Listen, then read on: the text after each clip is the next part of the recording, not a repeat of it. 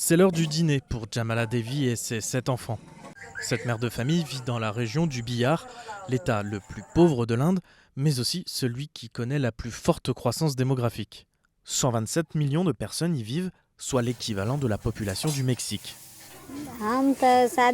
Lorsque je me suis mariée, je me suis dit qu'avoir 1 ou 2 enfants, ce serait bien. Mais nous avons eu des filles au départ. Nous avons eu 7 enfants au final. Il est évident que c'est un problème pour nous. Le destin de Jamala Devi, mariée à l'âge de 14 ans, n'a rien d'inhabituel. Le taux de natalité baisse en Inde, mais dans l'état du Bihar, les familles nombreuses restent la norme. Ce qui s'explique par la pauvreté, mais aussi par la culture patriarcale qui valorise le fait d'avoir des garçons. Je voulais me faire opérer après 2 ou 3 enfants. Mais mon mari n'était pas d'accord. Il a dit que je ne pouvais pas le faire tant que nous n'avions pas de fils. Au début, nous n'avions que des filles. Une fois que nous avons eu des fils, j'ai pu me faire opérer.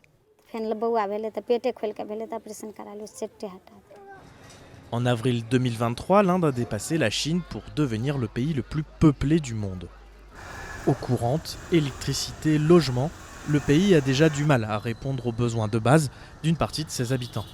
Les grandes villes font face à des coupures d'eau, une pollution importante et des bidonvilles surpeuplés. Dans ce quartier de Delhi, toutes ces problématiques font déjà partie du quotidien. On ne fait que survivre ici. Ça sent mauvais, il y a de la pollution. C'est très difficile parce qu'il y a de la saleté partout. Qu'il s'agisse de l'Aïd, d'une fête ou d'un jour normal, la situation est la même tout au long de l'année et ça ne fait qu'empirer. Il y a des maladies, des moustiques, des détritus.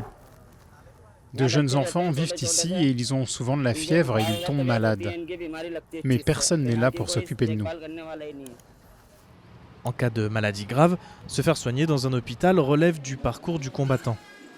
Le système de santé est surchargé. L'Inde a dépassé la Chine en termes de population et notre système de santé n'est pas encore au niveau. Il y a moins de diplômés de premier cycle et encore moins de diplômés de deuxième cycle et de spécialistes. Avec un poids démographique de plus en plus lourd, notre système de santé sera encore plus mis à l'épreuve.